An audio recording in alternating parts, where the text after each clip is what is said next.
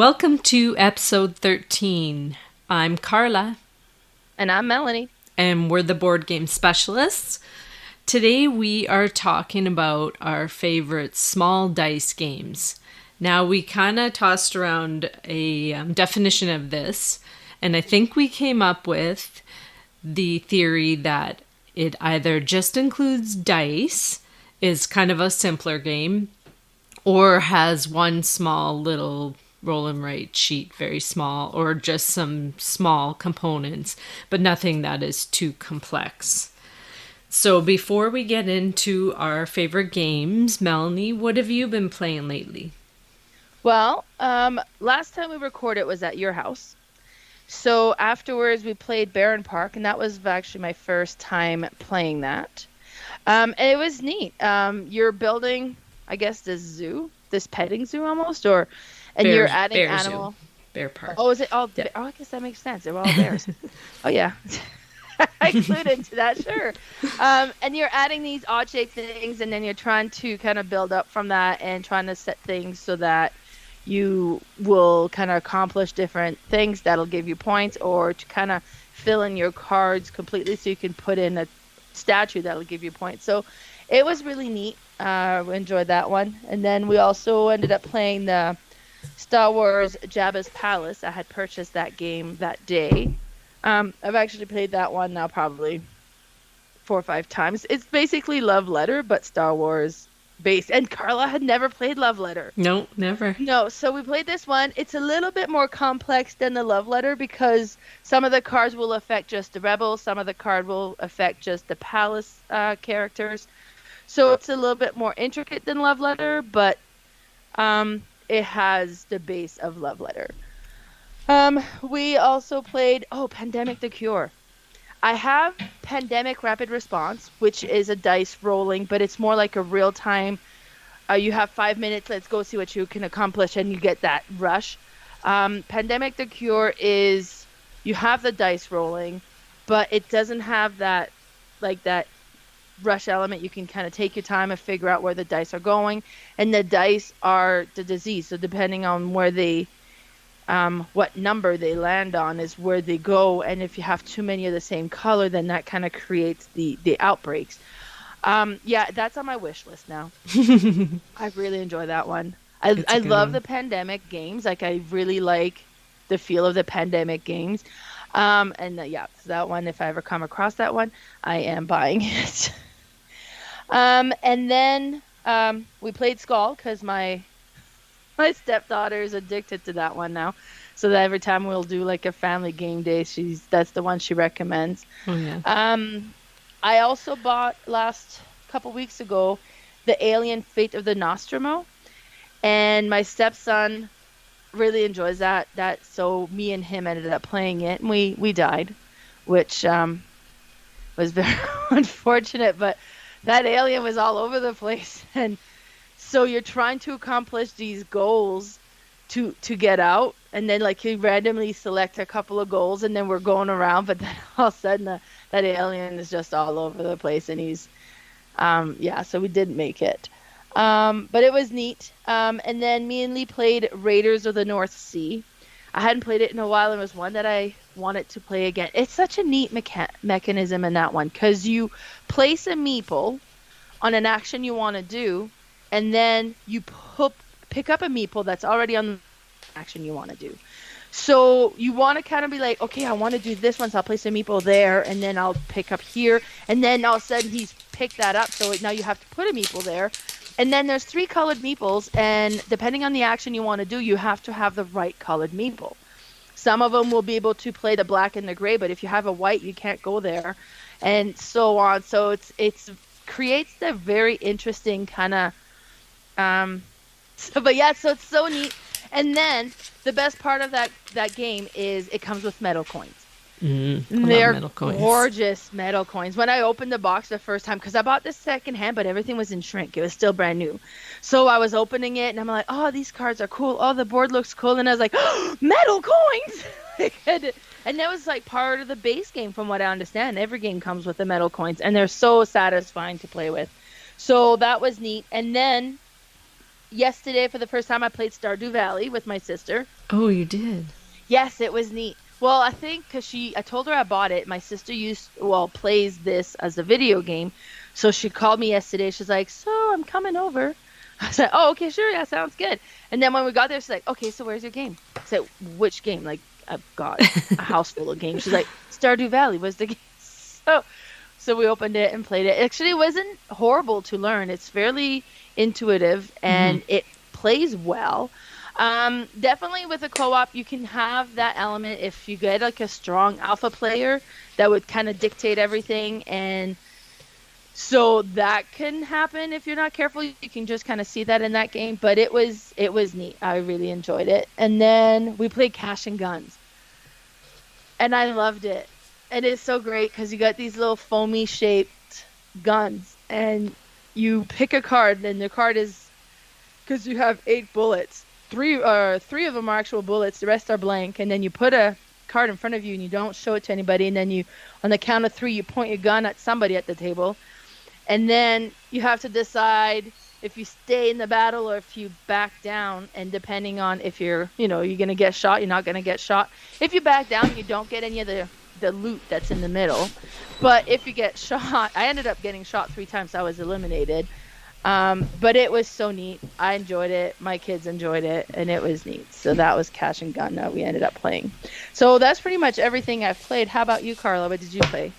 Well, I'll mention my Architects because I got the Kickstarter in, which was just the last expansion, Works of Wonder. I already had the first expansion. This big player mat that includes all expansions on there, so you don't have to add all the modular boards to it for each expansion. You just throw out this mat and it has everything and a place for all the cards and everything possible on the board. Also, I did get the coins too, because the base game did not come with the coins, and those are so beautiful. But it adds quite a bit to the game because it adds this little princess and profiteer. And depending which location they're at, and if you go to one of them, they offer different things or hinder different things too. But it's really nice, awesome production. So the next one that I'm going to talk about is Carpe Diem. Now this is a Stefan Feld game, and it's another one that is not pretty at all, but it has such cool mechanics. So you are building your little village, I guess. It's a tile placement game. And in order to take an action, you are in this little circle of actions and you have your little player pawn and you start in one, and then the next action you take, you have 2 options because you would slide across to one of them on like straight ahead of you or one kind of to your left. And those are your only 2 options of your next actions. So you kind of have to pre-plan which one you want to do. And your actions are only taking a tile. That's it. So you are going to choose from that depot there or the one over here on the left. And what you're doing is you're placing these tiles and you're trying to make little like wineries or fisheries, farms. You can get banks, which will give you coin. And the whole point of doing this is to collect some resources and coins. And then at the end of the round, you're going to go to the scoring phase and you have to choose a spot where you're going to score. So these cards are all lined up in some like fashion, like a different pattern, and you will put your little scoring marker in between 2 of them. And so you will have to score both of those cards. Now, if you can't score one of those cards, you're going to get negative points. There's ways that you can like build up bread and they can just take care of one of those cards. But the trick is the first player who is on this one track is going to get to score first. So they might put one and block you knowing you are very well going to score that card with a lot of points. They can stick theirs there, score it, and you're kind of out of luck and you might have to go somewhere where you can't score at all. So there's a little bit of player interaction that way where you're kind of looking and know what the other person's going to score. So you can really screw them out of that spot. It's a really fun game. They did remake it, so it does look a little bit better. But I think my friend has the older version, but it's really fun. So we also played Unfair, which is one of my favorite games. Have you ever played this one? Where you're building a theme park? It's just a card game, basically. You're building a theme park with cards, and you're adding all these advances on each ride or attraction. And for every extra little symbol you have in your attraction, because you can build up to 5, you will get multiple points at the end. But the thing is, there's ways where other players can close down your rides or demolish some of the things on your ride. So you're starting to build up, and then they start to kind of tear it down a bit. There's also things that can happen that everybody has to close a ride one round or something. And you don't want to close these rides because each star, which is a guest, gives you money. And so at the end of the round, you collect all this money for the next round to spend to buy more attractions and whatnot. It's a really fun game. I love that one. We also played with my son, me and John. We got him down to play. We played Chinatown. Now this one, I always say is like a Monopoly killer for me. Just because the mechanics are so awesome, and it's a quick play. Not that Monopoly is a quick play, but it takes over the, building hotels and then, destroying someone by them just landing in your hotel. So what you do in this game, you have, I think, 6 rounds, and all you do is you deal out, depending the player count, a number of cards, and those cards are just plots. So there's just big plots all over this board, and they're all like kind of grouped together but different numbers. So you might have like 71 beside like 59. Some of them are clumped together where like the numbers are similar, but some are kind of spread out that way. So if I had like a 78, a 79, and then I had like a 2 and a 4, I could keep those cards, because you'll choose out of, say, 6, you'll choose 4. And then you're going to put your little chips on these plots. So you haven't built anything yet, but you've claimed these plots. And you want to try to get ones that are close together, because that's how you're going to build your restaurants and factories and whatnot. So then after that, you're going to pull from this bag these buildings. So you're either going to get like tea houses, laundromats, restaurants, dim sum places, like all these kind of things, because you're building in Chinatown, downtown New York. And so once you get all your chips, you may have lucked out and got a couple that are the same, because they'll have a number on them. They'll have like from 3 to 6. And so if you get, say, dim sum, it says 3 on them. If you get 3 of those, then you have a complete section. So if you can get those together on the board, then you're going to get a certain amount of money at the end of the round. But say you had a restaurant which needs 6 to complete, you can still put partial ones together. They just won't score as much money at the end of the round. But the neat thing is you can trade. So if I have like 3 restaurants and then my son has 2 restaurants, I can trade him. I can say, like, I'll take those 2 restaurants and I'll give you these 2, like, flower places if he needs them. So you're kind of trading back and forth. You can sell your plots as well. You can do anything. You can use money. You can use, okay, next round, if I get this, I'll give that to you. You can make promises and then not fulfill. Like, you can just do whatever. And then once... so that's one whole round, and you do that 6 times.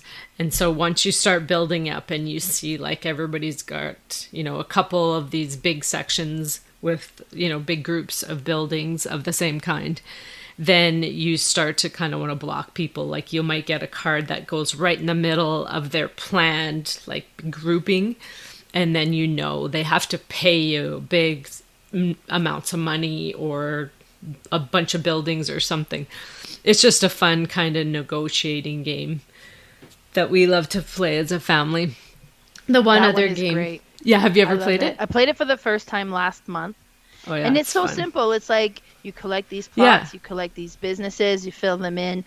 And in the grand scheme of things, it's a very simple game, but that negotiation and that it just makes the game, it's so cool. That's also on my wish list now. Yeah, no, it's really fun. And then you're always thinking, okay, did I just get screwed in that deal? I'm not sure.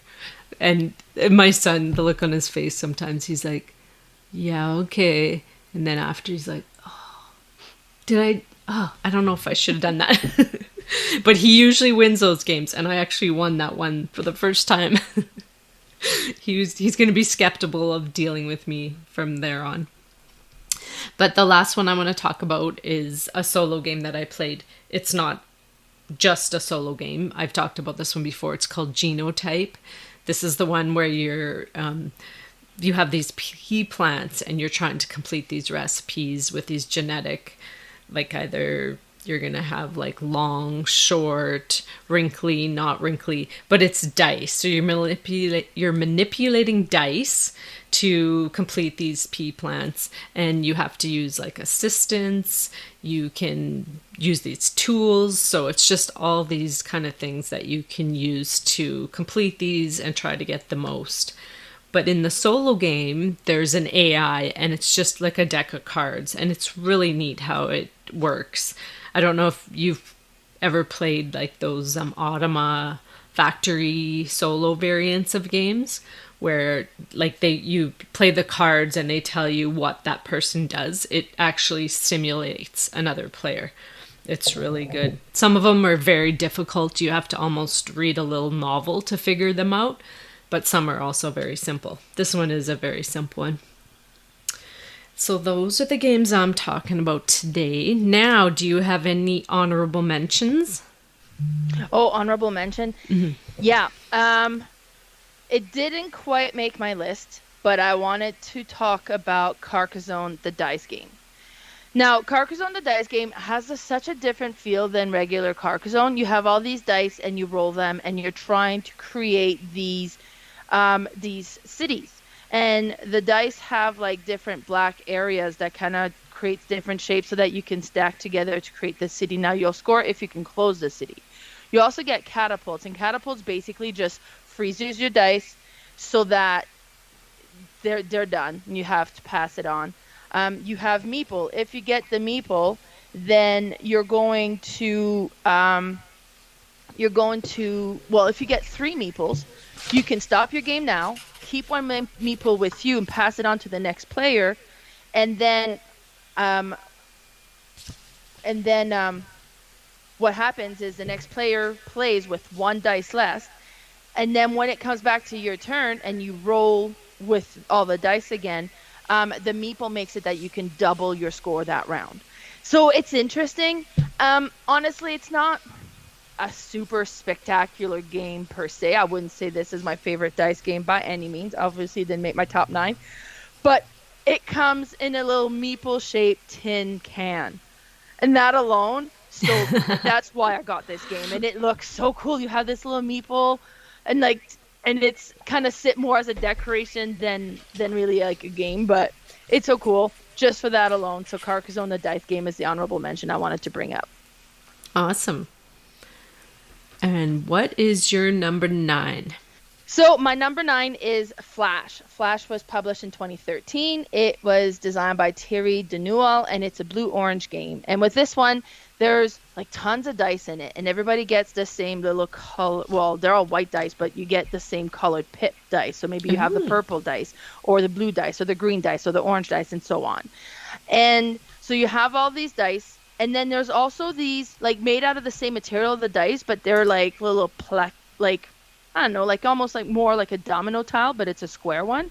And on there's, like, from 1 to 6. I think it's a 6-player game, so 1 to 6 or something. So you would put in the middle these things, and it's a little bit like Yahtzee in a way. So, like, the first round is you want to roll all the same dice. So you would start rolling, and when you have, is like, okay, well, I have 3 6, so I'll put the 6 aside, and you keep rolling. Now, instead of a 1, they have a flash symbol on it, and that counts as a wild, so you can put that in there. And then the first one to accomplish and get all the same dice that they need will then reach to the middle and take the highest numbered point domino tile thing that's in the middle. And they keep going until everyone has been taken, and that's your score. So for that round. And then the next round could be that you want to have 3 pairs. So then you're rolling your dice to kind of get 3 pairs, and as soon as you get it, you reach for the highest numbered one, and then that's your score for that round. And there's a whole bunch of different things that you need to do. And then once you've done them all, tally up the score. Whoever has the highest score is the winner. So it's just like a speed dice rolling game, and it's kind of the different option of what you're trying to accomplish. And it's neat. My sister has this game. I don't actually own it, but it's a neat kind of filler game to play for quick dice checking game. So how about that? Was Flash my number 9? Cool. And I've never heard of that one. Oh, it looks cool too, right? So yeah, the dice look really nice. Yeah, they really are. They're nice dice. And then that little domino piece in the middle, like, and then reaching out for it. And then if you reach out and you grab the wrong number, and then like you and somebody else goes and grabs the 5s, like, darn it. So you always grab the highest number? You grab the highest number, so you get the highest score for being done first, right? So, yeah. And how many of those point chips are there? You would put in however many players there are. Oh, gotcha. Yeah. Cool. So if you're playing 4 players, then you would have like 1 to 4. If you're playing 5, you'd have 1 to 5, and so on. Nice. Well, my number 9 is called Can't Stop Express. This was made in 1989 by Sid Saxon. Now, I've talked about the game Can't Stop, so this is very similar, but it just uses dice. So you just have 5 dice in the game, and then you have these little tiny player sheets. You roll all 5 dice, and it doesn't matter who rolls them. You're going to take one of those dice, and that will be called your, 5th dice. So you have this little spot on your sheet where you can have up to 3 numbers to mark that off. So say I chose a 5 there. I'd put a 5 in one of those boxes and then mark a little X. Now you can have up to 3 numbers, and I think there's 10 boxes. Once one of those lines is completely filled in, that ends the game. So you want to try to kind of even it out so that you can have 30 rounds, right? But with the other dice, you're going to choose 2 pairs of however you want to use the numbers. So if I had, say, 2 4s and 2 6s, I could either have 2 10s, I could have an 8 and a 12. So then on your little sheet, you're either going to mark off 2 10s or an 8 and a 12. Now, the reason you would maybe want to use one number twice is because the first 5 boxes of each number are all going to be negatives. So until you fill all those in, and the next little tick, you will score at the end of the game negative points for all those. So you want to have at least those 5 filled in plus at least 1 more, because then that gets you into the 0. So you're not going to lose points, but you're not going to gain.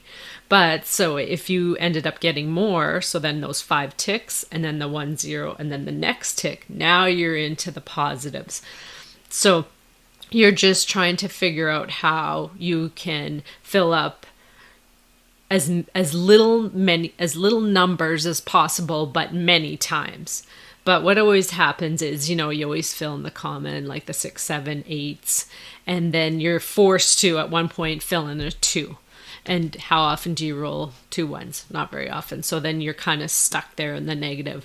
There are some times when you can fill all the positives in on some of the numbers. But of course, like the 6, 7, 8s aren't worth as much as obviously the 2s and 12s. So if you filled in a bunch of the 2s and 12s, you'd get way more points.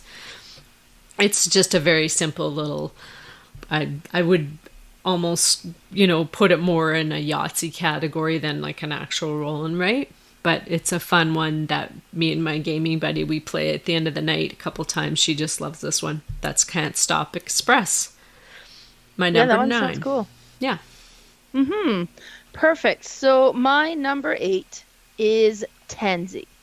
And I'm also going to add the 77 Ways to Tenzi, which is like a deck of cards that comes with it. Tenzi was published in 2011. It was created by Kevin Carroll, and it's a Karma Games. Now Tenzi has such beautiful, satisfying dice, and you get 10 dice of the same color, and you can buy different sets, and they come with really nice, bright colors. And like the one set will have like similar color scheme, and then you might have like a purple dice with an orange pip in the middle, and then you'll have the orange dice with like a green pip, and then you'll have the green dice with like, and they all kind of coordinate. I have bought, I think, 2 full sets of Tenzis, and right now, like, and I've bought a bunch of dice, like, but they're all, I have a bowl of dice, so they're all in, oh, there you go, right? I have my Tenzi dice. They're so beautiful, like, they're such a neat, beautiful dice, and I have them all in a bowl, like, I have a candy dish that instead of candies, I have it filled with dice. That'd be so pretty. It is so pretty. That's what I'm going to do, decorate my house with dice. So, yes, I have my Tenzi dice in there. Now, with the regular game of Tenzi, you just kind of roll, and it's the first player to get all the same number wins. And it's, again, another speed rolling dice. With the 77 ways to Tenzi, you flip a card over, and it says, okay, there'll be like a specific combination of dice you're trying to get that's described. Now, it could be like get half 3s and half 6 or different things, or sometimes it'll be like a description, get like a bunch of different pairs or something, it'll say, and then you roll all the dice, and it's a speed dice rolling trying to accomplish what it says on the card. It's very similar to Flash, but yes, kind of gives you that same satisfying. So with my sister owning Flash, me owning Tenzi, I haven't felt the need to own both, right?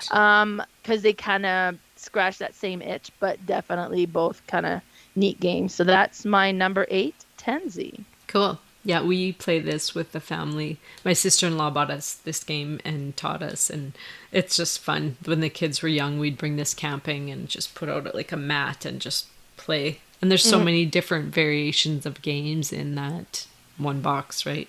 Yeah. Nice. All right, my number 8 is called Spicy Dice by Andy Daniel. It was a 2004 game. Now this one is, I would say, like a small game or version of Yahtzee, basically. Now you have 6 dice, I think it's 6, and on one of the pips of each dice, it's a different one on each, is red. The rest are all just white pips. So you'll just roll your dice, and then you're going to choose to like take them as numbers or as runs or as sets.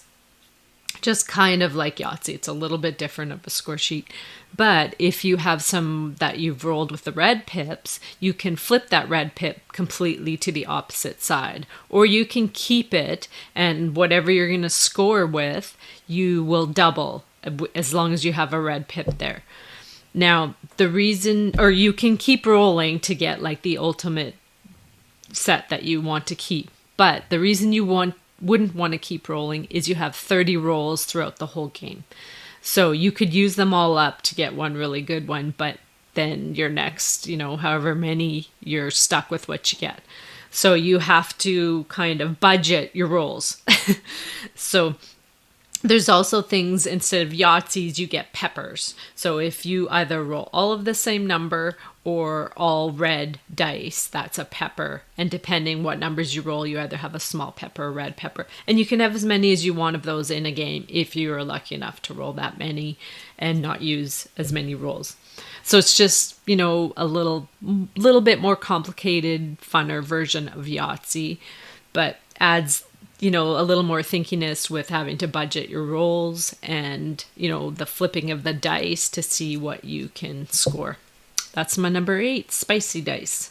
That's another game that have beautiful dice. Yeah, they do. I bought that one as a gift for a friend, so I haven't really kind of got to play it a whole lot. So I had it on my list, but I was like, you know what, I can't even remember how it plays, but I just remember the dice were so beautiful. Yeah.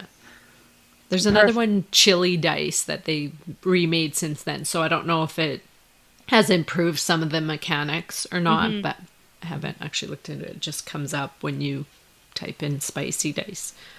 Perfect. So we're on number 7. And my number 7 is LCR. It was published in 1983. So this is by far the oldest one in my list. I was 3 years old. So it was published in 1983, and it's a Cardinal game. They didn't have a publisher on this one. And this is such a satisfying game. It's so cool. There's 3 dice. That's it. The whole game is 3 dice.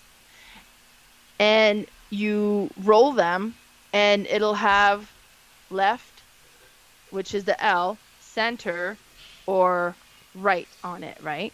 So if you roll a left, you have to send a token to the person to the left of you. If you have roll a right, you have to send a token to the right of you, and if it's center, then it goes in the pot in the middle, and everybody starts with 3 tokens. Hint, this makes a really fun money playing game if you play with like quarters or loonies or toonies instead. Makes it so neat. So then you roll the dice, and then you do that with the 3 tokens, and then if it's it has a black dot as well. If it's the black dot, you just get to keep the token. It doesn't go anywhere. And then you pass the dice over to the next player. So to start, everybody starts with 3 tokens. And then as you play, your token gets sent around, and you might end up with more tokens, or you might end up with less token. But you keep playing until you kind of, like when you roll a center, it goes in the pot in the middle, that token's gone.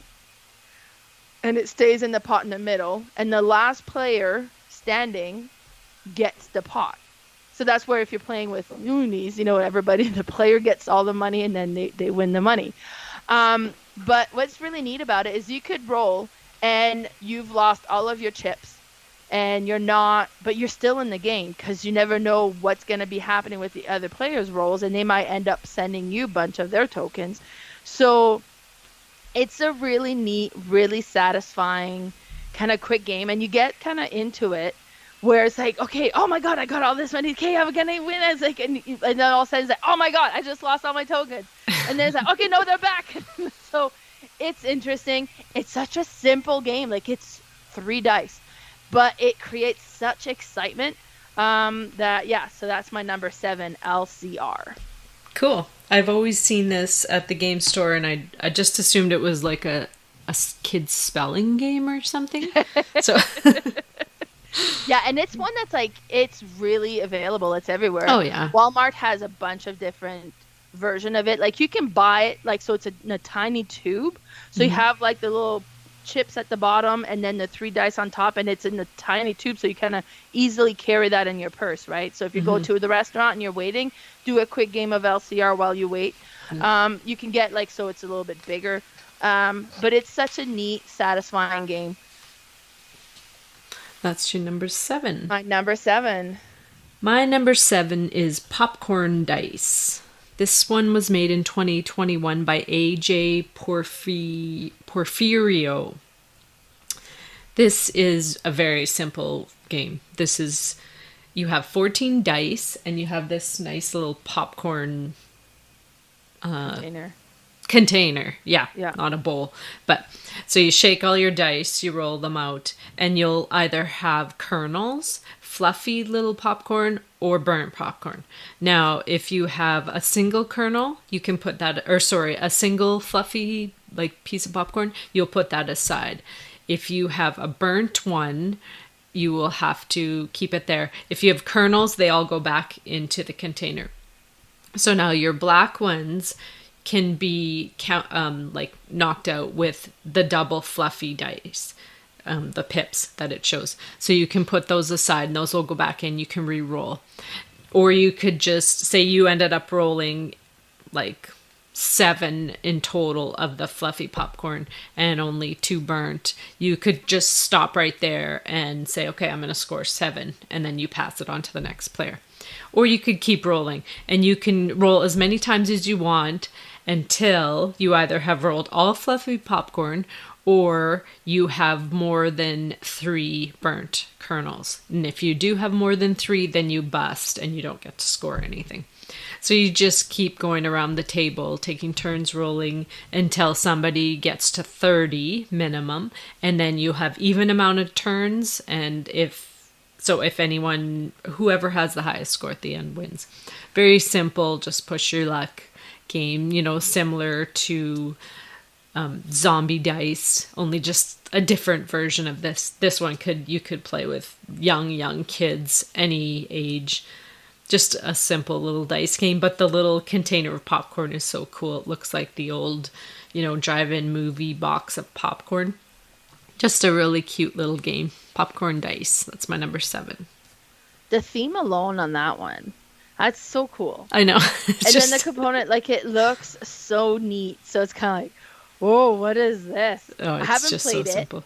I've heard of it, and I just, like, I remember it's like, okay, just for that alone, I kind of want that one. It looks so cool. Yeah, and you could turn that one into something with money too, right? Oh, yeah, you could just all put in $5 and whoever wins or whatever. But. Yeah.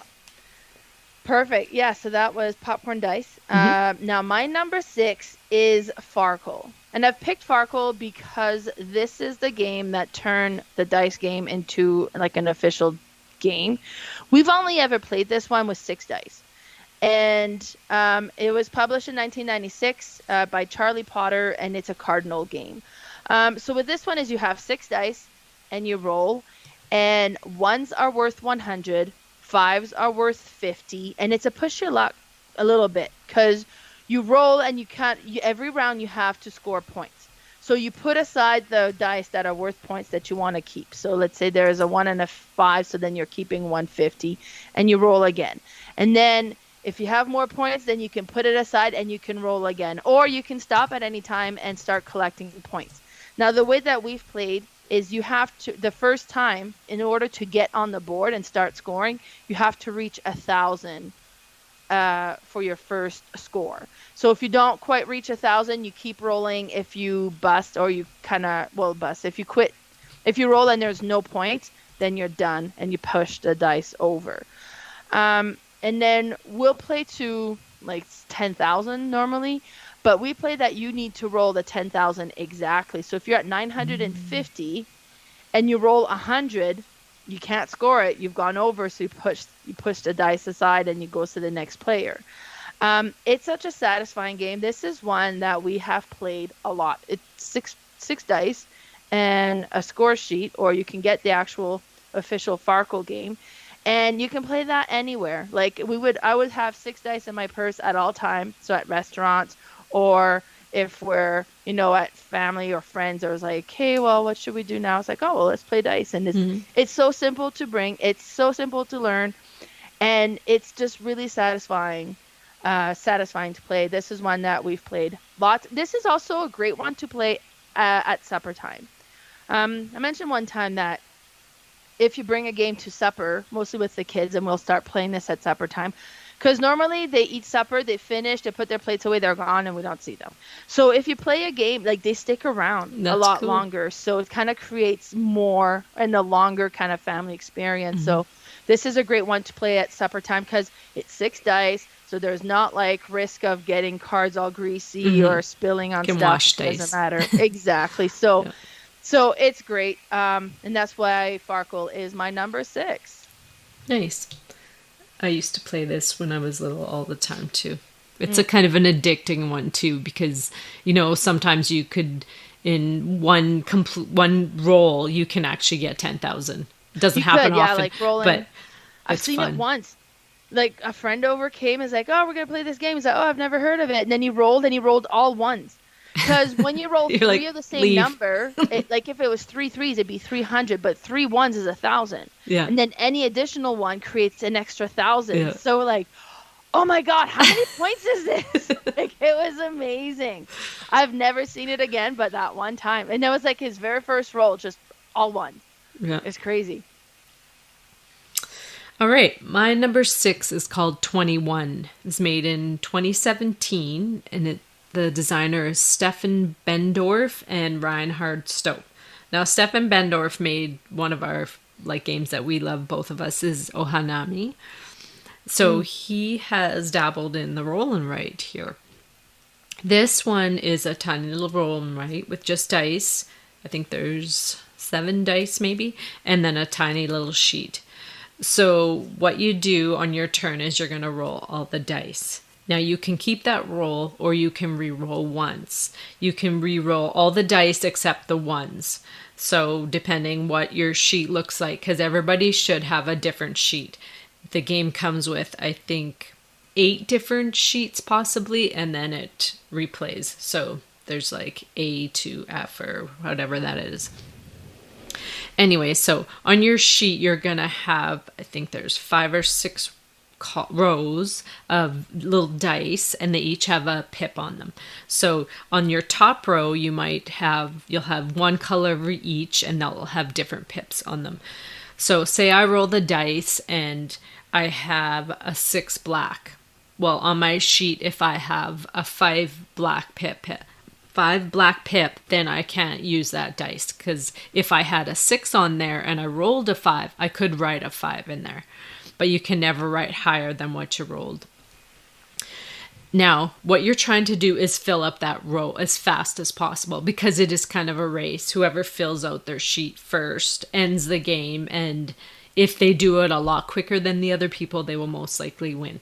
Now, how you're going to score that line is, so each time someone will roll, they get to choose if they re-roll, and then everybody will put at least one. They have to fill out at least one of the dice in their rows. You could fill out the whole roll if the dice all work for your numbers. But if you get the exact number, you will write that number on the dice, and then you also get a little check mark beside it, which adds for a multiplier of the score. So once you've completed a row, then you get to move on to your second row. And you will all be working in different rows throughout the game because you're trying to race. Now, you can just skip to another row the next round by just crossing off some dice, but they will score you nothing. So once you complete a row and you put your little score, then the next round you get to start on the next row. So it's just a little simple race game, but there is a lot of thinkiness involved because you're still trying to figure out, okay, am I going to score these dice and get low numbers so I can start working on my next row? Or do I want to try to get the optimal numbers so that I can get a really good score for this top row?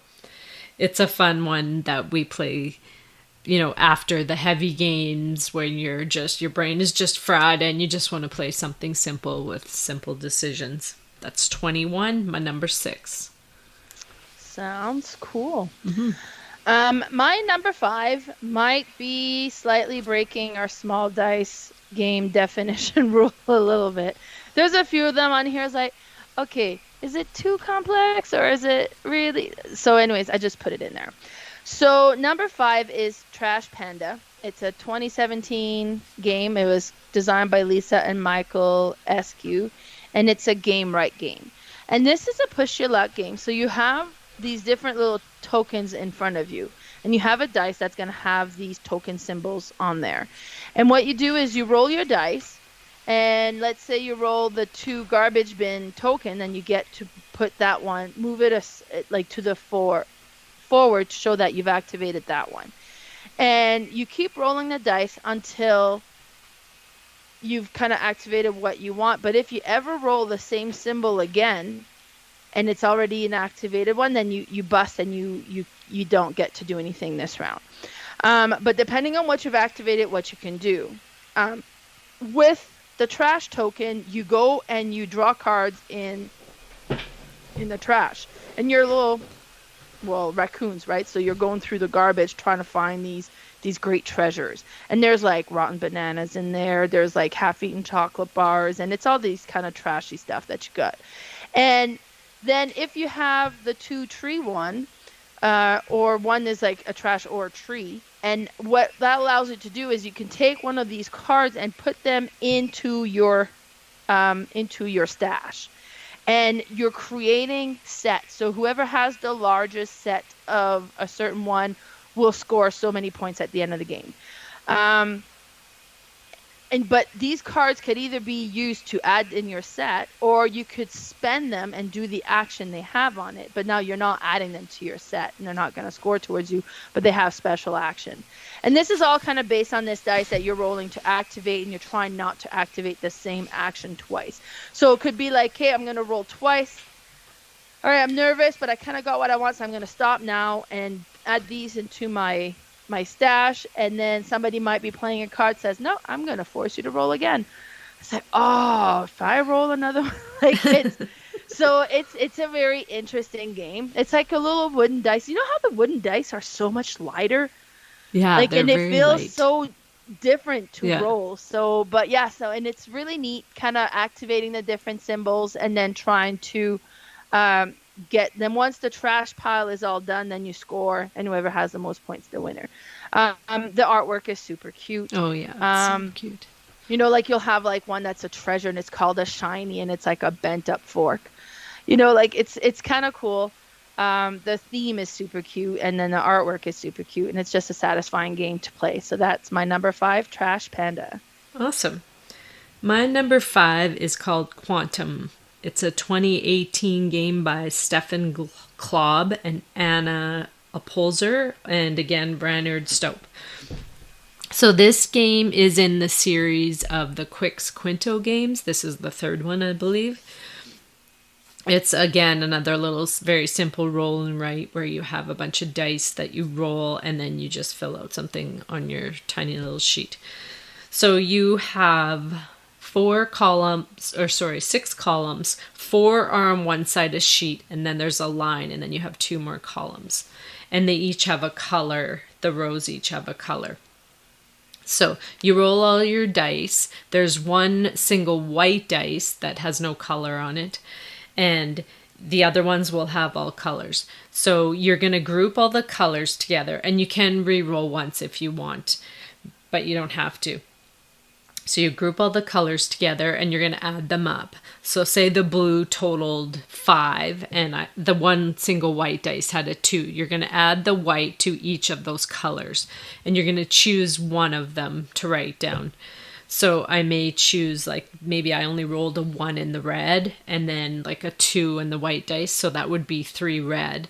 So I will write a 3 red, and you always start at the left side of the sheet and you move to the right. You have to move up in like numbers, so you would have to go like 2, 4, 6. You can do any combination, but then once you hit that line, then you're going to go back down. So it's kind of tricky because when you put a number in that first column, the next one has to be more and then higher. Now, you also, if on your turn you can't take one of those numbers, because if you start to fill in your sheet and nothing seems to work, then you have to cross off this box that gives you negative points.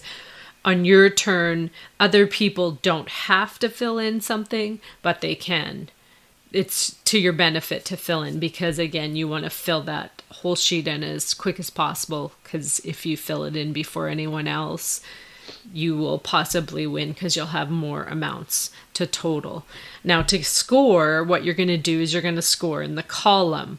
So whatever numbers you have in the column, you're going to score your second lowest.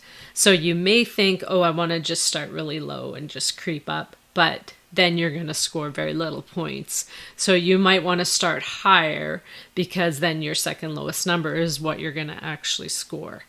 So it's kind of you're torn between starting low so that it's easier to roll in the future to more numbers, or do I start high and just hope I'm just going to keep rolling high numbers? It's my favorite of the 3, the Quicks, Quinto, and Qwantum, and it's a little more thinky than the other 2, but I do love them all. This is just my favorite one. That's Qwantum number 5. Yeah, that score mechanism in that one sounds pretty interesting. Yeah, it's neat. Cool.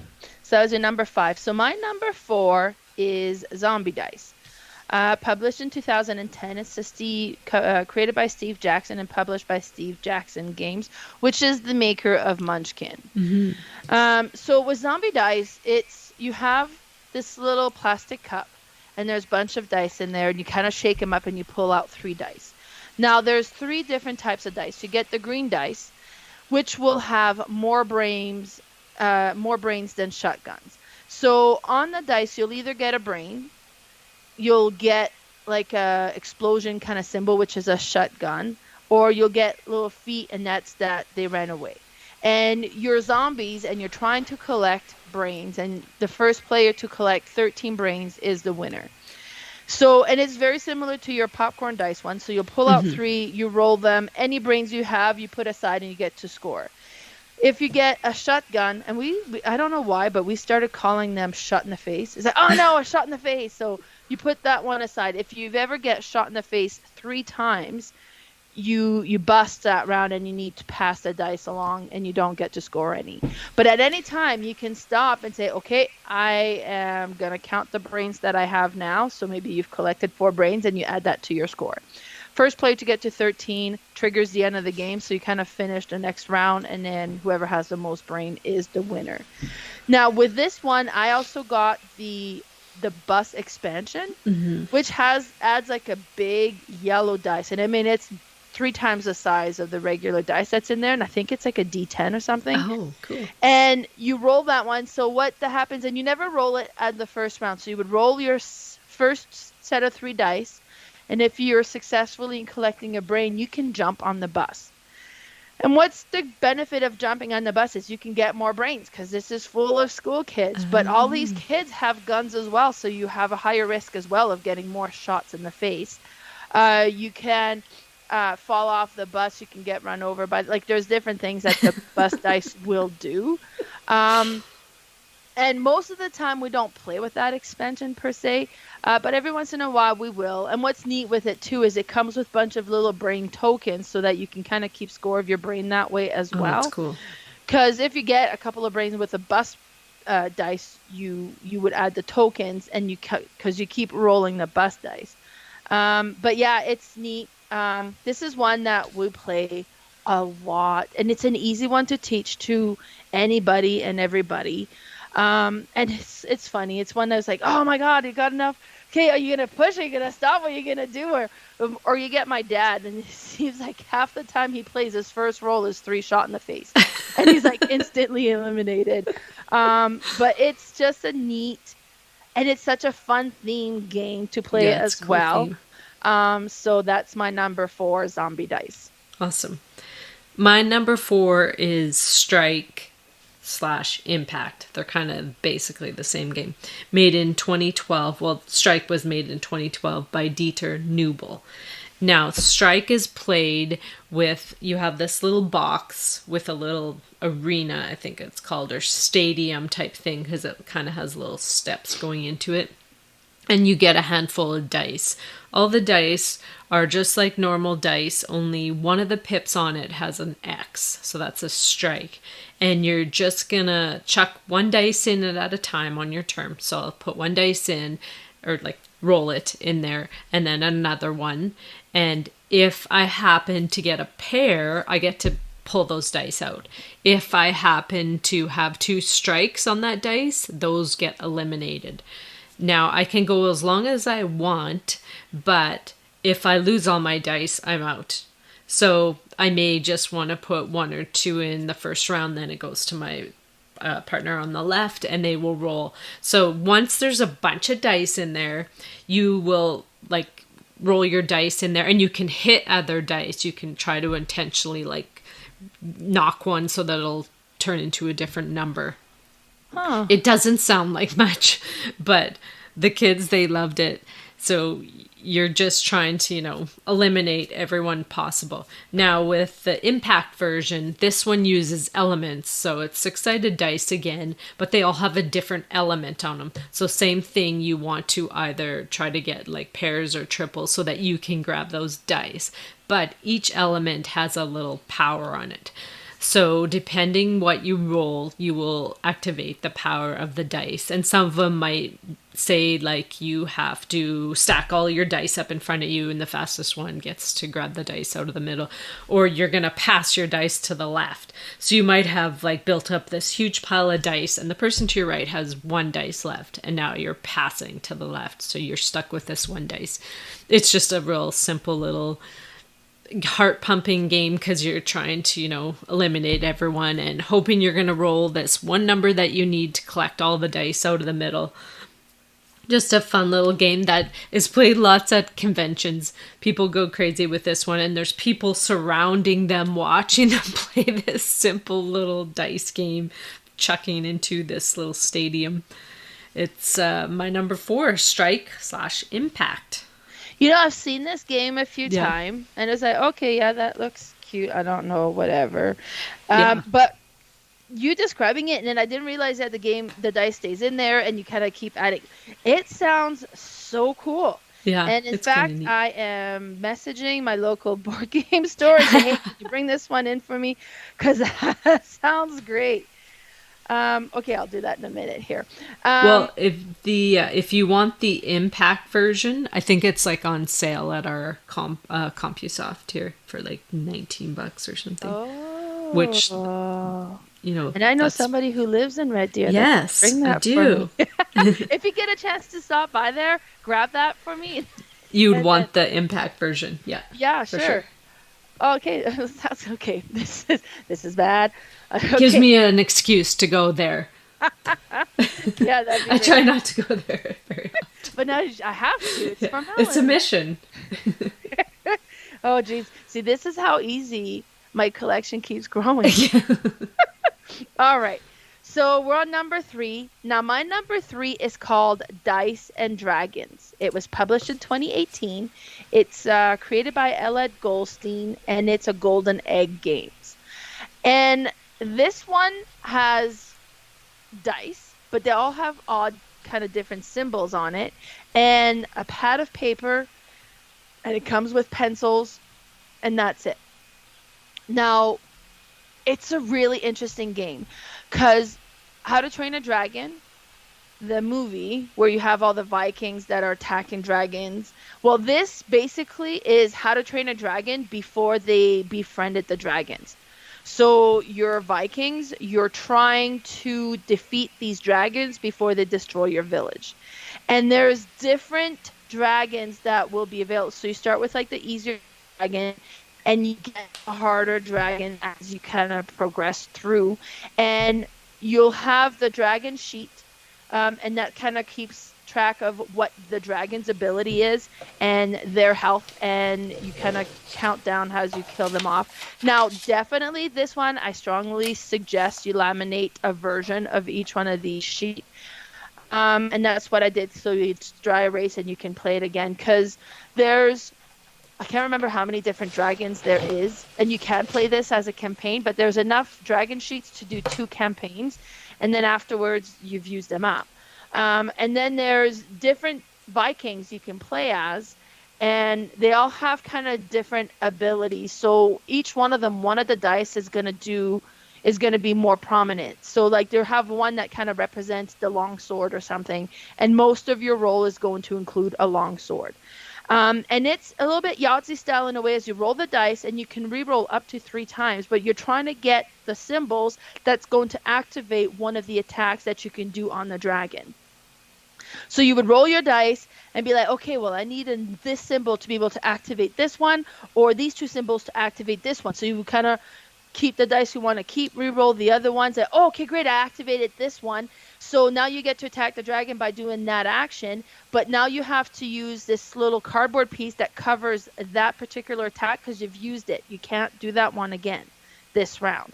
And you're activating these different ones. So it kind of, the easier one, you would activate them kind of probably sooner, but then they get covered up, so you can't do them again, and you got to go to try to activate the more difficult ones.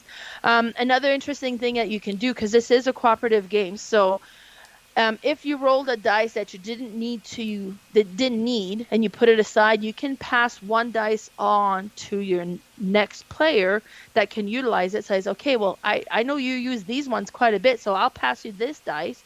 So you have that one done, and you can kind of re-roll the other one, so you can kind of help each other a little bit this way. But then the dragon takes a turn as well. So on the dragon's turn, you roll all the dice, and however many dragon symbol you've revealed kind of will trigger an attack from the dragon. And if so you're kind of taking down your health, you're trying to kill the dragon before you die. Once you complete the mission, you gain gold, and you can go and buy different things with the gold. So it does kind of have that campaign version of it where you're kind of leveling up your character. This is one that, honestly, me and Lee played it one time, and we were dying, and it was so horrible. And Jerome came in and was like, Jerome, quick, we need you. So we pulled him in the game and started playing. And I was like, And at one point, I was trying to get my collection under control, that maybe I should sell some games. And I was like, maybe I should sell this one. And Lee and the boys were like, no, what? Don't sell Dice and Dragons. So we're keeping that one. It's just such a neat, satisfying game that has that strong, like, How to Train a Dragon. It really feels like you're playing How to Train a Dragon. But that's my number 3, Dice and Dragons. Cool. My number 3 is Romisch Pokern, made in 2015 by Johannes Krainer and David Parlett. This one is a game with just dice again, and you have 5 cards as well. Now, the dice all have Roman numerals on them. It's a push your luck game, so you start by rolling 1 dice at a time, and you say you roll a Roman numeral 5 the first turn, and then the second turn, say if you rolled another, or say you rolled a 1, so you would have 51, or sorry, no, the 5 and the 1 is actually 6, right? I always get this mixed up because you have to, like, use the Roman numerals like they are in, like, counting. So then if I rolled another one, say I got another 1, I would have 5 and 2 would be 7. Now, the way you can bust is if you ever roll 3 of one number, then you bust. You can roll as long as you want until you bust or until you want to stay. Now, how you're going to score is you have a little sheet that has 7 rows, but just 1 column for your score. So say I scored out of my roll, I scored 17. I would figure out where I wanted to put that 17. So in my column, depending what I already have scored, or if I have nothing, I can put it anywhere. Now, next time I score, I have to score a different number. I can't score 17 again. I have to go either higher or lower depending where I put it. And now, the cards will help you manipulate things. So if I'm, near the end of the game and I only have 1 spot to fill in and I can't seem to get, because I had like a 5 and then a blank and then I had a 17. So I need to get something in between the 5 and the 17 and I just can't get it. You can use some of your cards to manipulate. It'll let you re-roll something that you busted on, or it'll let you count another number twice. It's just a really quick, push your luck game, different thinking because you're using Roman numerals and not just normal dice. But it's really fun, especially trying to figure out where you're going to put that score, and then obviously whoever has the most is going to win. Really neat little wooden dice again with like round numbers on them. It's really pretty and really fun to play. That's my number 3, Romisch Pokern. That's kind of cool. You don't see Roman numeral very often. No. And it would kind of make that dice so unique, and it would fit perfect in my bowl. Yes. All right. So my number 2 is The Castle of Burgundy, the dice game. This was published in 2017. It's the Steffenfeld and Christophe Toussaint game, and it was published by Ravensburger. Now, this game, I purchased this a long time ago, and before I knew what roll and writes were. And it was just so cool. So you got 5 dice that you roll. Did I cut off? Just for a second, but I don't think we missed So anything. Okay, perfect. So you got 5 dice that you roll. 2 of them are colors. 2 of them are numbers, and 1 of them has a sand timer. And that sand timer is really kind of interesting because that indicates how the game plays, because you play them in 2 sets. And every time you roll the sand timer, you cross off a time. And sometimes you'll have the double sand timer, so you cross off 2 times. And when you fill in the time slot, then you stop and you go into the second round. But you would score first. And you have your sheet, and each sheet has a different map. There's, I think, 4 different maps that you can play as, kind of like in the Castle of Burgundy. So you got the different colors and their little holes, and then each color has a different set of rules. So it could be that, a certain color, you need to put the same number in there. So if you start up and put a 5 in the one, then you have to put 5 in all of them. Now, if you ever complete like a grouping of colors, then you get to activate that ability. Now you have that you can spend, and it might allow you to change the number on the number dice or change the color on the color dice, so you can kind of try to fill in your map more. It'll do different things that you can do as you play, and you're just trying to fill in this map. And This was, yeah, like the first roll and write. And I remember I was watching a YouTube tutorial about it, and he says, okay, well, if you have this game, play along. And I'm like, what? We can all play from like because yeah, one person rolls and everybody plays from the same roll. And that was the first time I saw that. I was like, huh, that's interesting. So I played along this video tutorial and I'm scoring. Like, it was so, well, to me, like, this was the first time I was exposed to that, and it felt so unique, and it was really exciting. So that was my number 2, the Castle of Burgundy, the dice game. Awesome. I love this one. All right, that was your number 2. My number 2 is called Piraten Kapern, made in 2012 by Haim Schaefer. Now, I've talked about this one before. This one, again, is just some dice and cards. And on your turn, you're going to roll all the dice. It kind of is a riff on Farkle and 10,000, where you can go as much as you like, but you might bust. But you're trying to score as many points as possible. I think this one goes up to 6,000. That's how you would trigger the end game. So you roll these dice, and on them there are blue gems, yellow diamonds, there's monkeys, parrots, skulls, there's swords on them. Now, what you're trying to do is obviously group as many of one kind as possible, but you're also going to get one card played in front of you on your turn. Now, that card may have a diamond, a gem, it may have monkeys and parrots on it, which will let you group those both together as one kind. So you would just have to roll either monkeys or parrots. You may have a skull on there where you're going to already start with one skull. And once you get to over 4 skulls, like if you've rolled multiple times, then you bust. Unless you've rolled 4 skulls right at the beginning. If you roll 4 skulls right at the beginning, then you are in the land of the skulls, I think. And you are trying to just keep rolling more skulls, because whatever you roll is going to take away points from somebody else. So that's the little difference between this one and like Farkle and the 10,000, is that you can also remove points, because somebody may be way up there, 5,900 and you're at 2,000, and if you're getting all these skulls, well, then you can just take away their points. It's really beautiful little dice, again, nice and chunky with really colorful art. The cards are really nice. I love this game. You can play this one on BGA too. So simple to learn. You can try it out there, see if you like it. That's my number 2, Piraten Kapern. Sounds cool. My number 1 game really deserves to be in the number 1 position. This game is amazing. And that's Bang the Dice Game. It was published in 2013. It was created by Michael Palm and Lucas Zach, and it's an Asmodee game. And this game, we have played it so much, and it always goes over so well. It's just amazing. The first time I played this, we were in New Brunswick.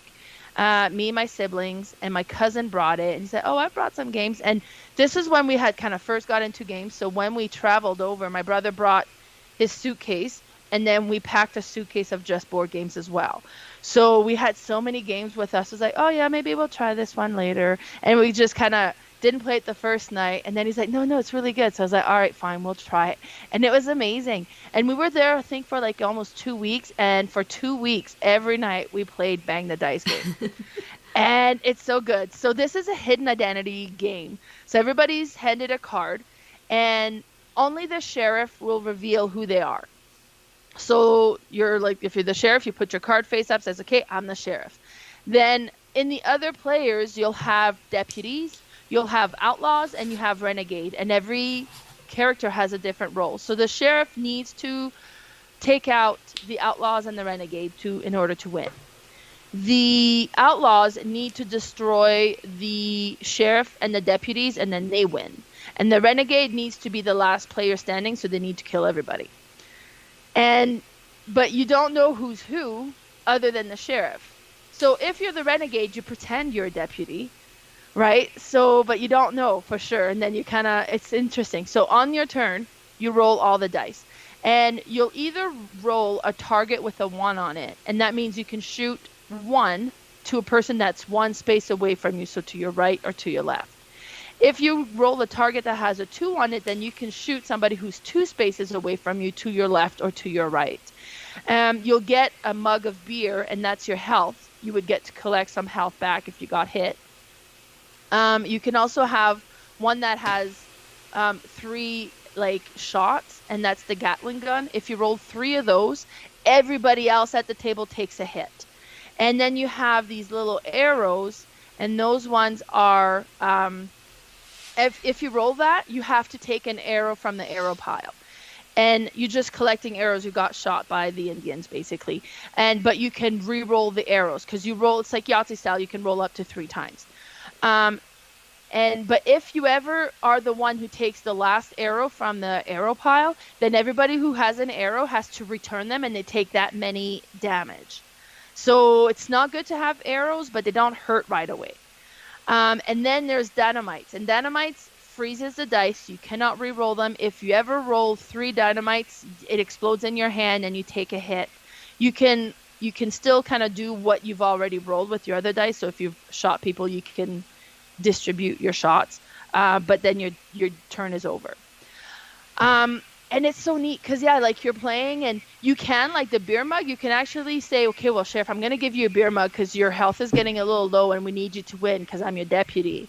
But maybe I'm really the renegade and I'm being bluffing right? So it's a neat game. And as you go, and some characters will start dying, and you keep track of your health because you have these little bullet tokens. And that's your health. And then if you ever run out of bullets and then you're dead, so then you reveal who you are. It's like, darn it, you killed me and I was your deputy. And it's like, oh, I didn't know. Why didn't you give me that beer when you had, so it's so neat. It is so interesting. It's one that is so fun to play. And then each player also gets a character card, so you get a special ability of what you can do. This game is amazing. I love it. And that's my number 1, Bang the Dice game. Yes, I agree. It's also my number 1, Bang. Ah, there you go. Yeah, I don't get to play it that often.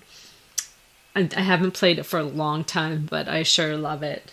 I did get the little expansion. I can't even remember what it adds to it because I haven't played it for so long, but it's such a fun party game.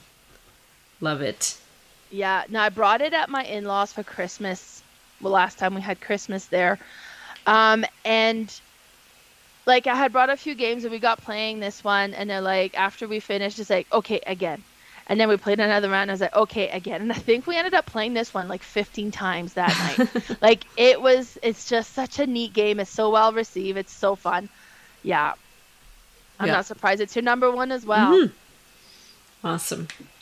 All right. So that was our top 9 small dice games.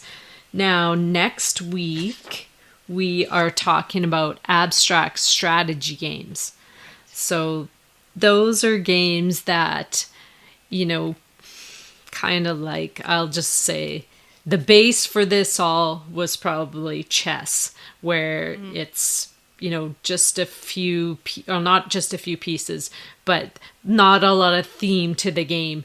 Now, in the modern world now, we have taken some liberty and put theme into some of our abstract strategy games. So it'll be interesting what kind of combination of the two, where they're just complete abstract or some have a little bit of theme to them. But there are a lot of games.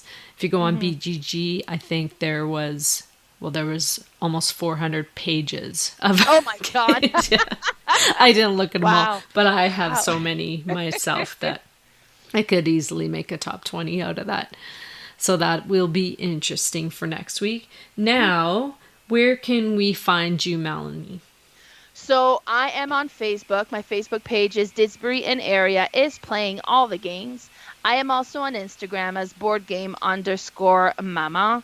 And my YouTube channel is Boardgame Mama. And how about you, Carla? Where can we find you? I'm on Instagram at Boardgame Specialist, all one word. And I have a Facebook page, Red Deer Board Game Fanatics. So that will end this week's episode. Thank you all for listening, and we will see you next week. Bye for now. Bye.